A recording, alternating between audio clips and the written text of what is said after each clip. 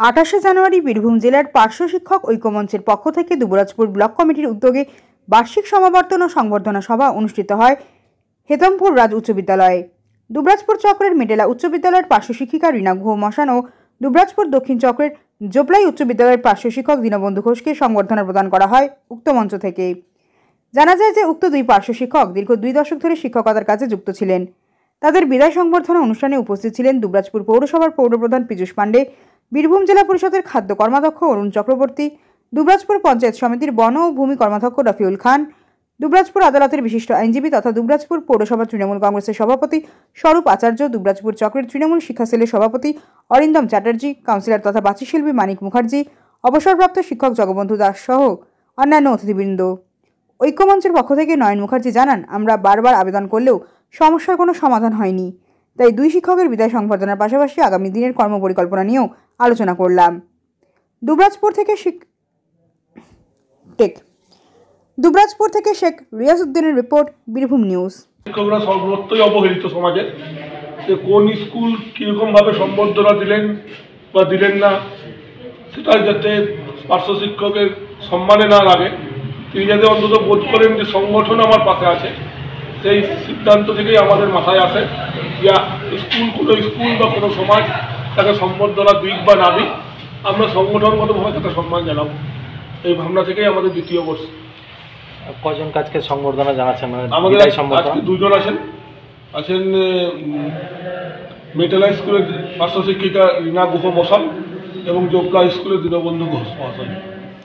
আজকে দেখলাম যে আপনারা তৃণমূলের বিরুদ্ধে একটা ক্ষোভ উগড়ে দিলেন, ঠিক কারণটা কি? না, তৃণমূলের বিরুদ্ধে ক্ষোভ নয়, এই ক্ষোভটা বলা আজকে আমাদের মাননীয় অরুণ চক্রবর্তী মহাশয় ছিলেন জেলা পরিষদ কর্মাধ্যক্ষ এবং রফিউল সাহেবকেও আমরা সম্বর্ধনা জানিয়েছি। তো ওনাদের কাছে আমাদের একটা দাবি ছিল, যে দাবিটা হচ্ছে আমাদের যে সংগঠন পার্শ্ব শিক্ষক ঐক্যমঞ্চ, সেটা কিন্তু কোনো এক সময় তৃণমূল পার্শ্ব শিক্ষক ঐক্যমঞ্চ ছিল, কিন্তু আমরা শিক্ষা সেলের সদস্য ছিলাম, কিন্তু কোনো এক কারণে, জানি না কোনো কী কারণে, 17-18 সালের থেকে আমাদের সঙ্গে কোনো রকম যোগাযোগ তারা করেন না। আমাদের যে ন্যূনতম অভাব অভিযোগ জানানোর জায়গা, সেই জায়গাটা আমরা পাইনি। সেই অভিযোগটাই আমরা জানিয়েছি আমাদের অভিভাবক হিসাবে পাওয়া পীযূষদা, অরুণদা এবং রফিউলকে, যে আমরা আমাদের অভিযোগ কোথায় জানাবো। সেই সাথে আরেকটা জানিয়েছি যে সরকারের পক্ষ থেকে যে সমস্ত পার্শ্ব শিক্ষকরা অকাল প্রয়াত হচ্ছেন, যেমন আনসারদা মারা গেছেন আগামী 2023 সালে, তো সরকারের পক্ষ থেকে যদি কোনো কিছু দাবি দাওয়া পূরণ করা হয়, না সম্ভব হয়, স্থানীয়ভাবে যদি ওনারা আমাদের পাশে থাকেন, তাহলে এই অকালে মৃত যে পার্শ্ব শিক্ষক পরিবারগুলো রয়েছে, সেই পরিবারগুলো অন্তত বাঁচবে। কারণ একজন পার্শ্ব শিক্ষিকার স্ত্রী তো আর মাঠে কাজ করতে দিতে পারেন না, বা ইনভার্টারও কাজ করতে পারেন না, তাহলে তিনি কী করবেন? এইটুকু যদি ওনারা স্থানীয় অভিভাবক হিসাবে একটু আমাদের পাশে থাকেন, আমাদের সৎ পরামর্শ দেন, আমরা উপকৃত হব। মানে করোনাকালে আপনাদের সঙ্গ ছেড়েছেন তারা? করোনার আগে থেকেই আমরা 67 জন পার্শ্ব শিক্ষক ছিলাম। 2015-16 আমরা 67 জনই তৃণমূল কংগ্রেসের সদস্য ছিলাম, কিন্তু কোনো এক কারণে আমাদের সদস্য থেকে মানে একটা অবহেলা করা হয়ে যায়, যে আমাদের সাথে যে হলেও হবে, না হলেও হবে আর কি। এখন কোন ব্যানারে করছেন? আমরা সম্পূর্ণ কোনো কালার নেই, আমাদের সংগঠনের কোনো কালার নেই। এবার ব্যক্তিগতভাবে যে দলেরই সমর্থক হোক, আমাদের তো প্রথম কথা হচ্ছে যে আপনারা জানেন যে আপার প্রাইমারির বেতন হচ্ছে 12,000 টাকা এবং প্রাইমারির বেতন 10,000 টাকা। এই টাকায় কোনোভাবেই একটা 5 জন বা 7 জনের সংসার চলতে পারে না শিক্ষকের স্ট্যাটাসে।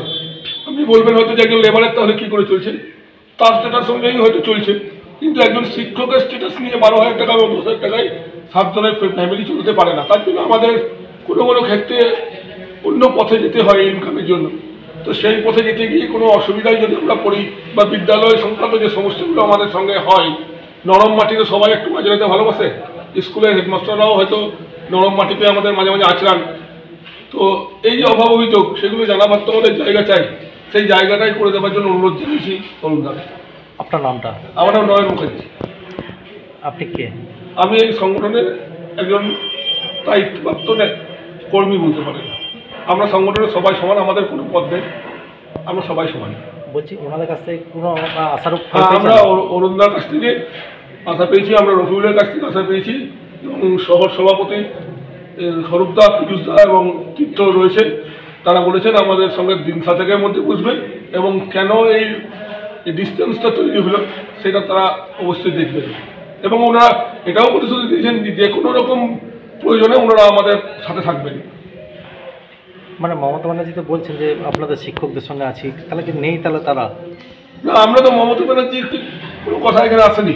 আমরা স্থানীয় যে সংগঠন রয়েছে সেই স্থানীয় সংগঠনের কথা বলেছি। তাহলে তারা কি আপনি যদি অন্যান্য ব্লকগুলো দেখেন সেখানে কিন্তু কিছু কিছু পার্শ্ব শিক্ষকরা রয়েছেন সংগঠনের সাথে, তৃণমূল শিক্ষক সেলেই রয়েছে।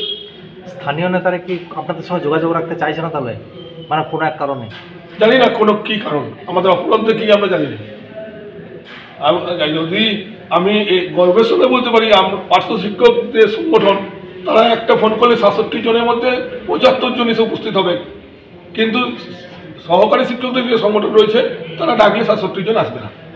তা সত্ত্বেও আমাদের পার্শ্ব শিক্ষকদের অবহেলা করা হয়েছে।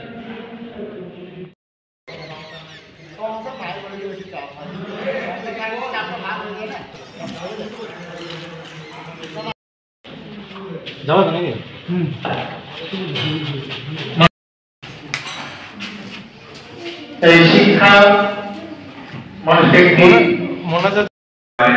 মনে একটা ক্ষোভ রয়েছে, এবং সত্যি সেটা মনে রাখবেন যে পার্শ্ব শিক্ষকের যে কনসেপ্ট সেটা তো এসেই ছিল আমাদের মাননীয়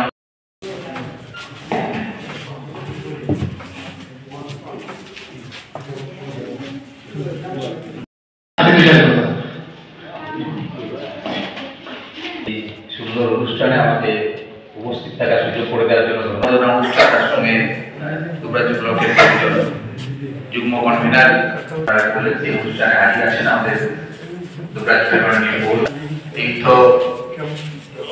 এই আপনাদের পার্শ্ব শিক্ষক মঞ্চে মর্যাদা দিয়ে যাচ্ছেন সেই সমস্ত শিক্ষক সকলকে আমার প্রণাম, শ্রদ্ধা, শুভেচ্ছা।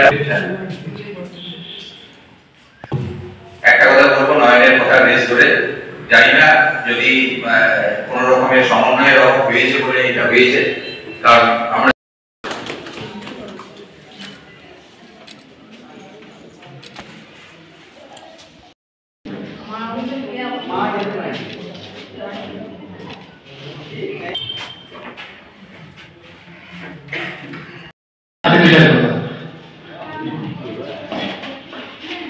সুন্দর অনুষ্ঠানে আমাকে উপস্থিত থাকার সুযোগ করে দেওয়ার জন্য ধন্যবাদ। অনুষ্ঠান তার সঙ্গে দুবরাজ ব্লকের একজন যুগ্ম কনভেনার বলেছে অনুষ্ঠানে হাজির আছেন আমাদের দুবরাজ তীর্থ,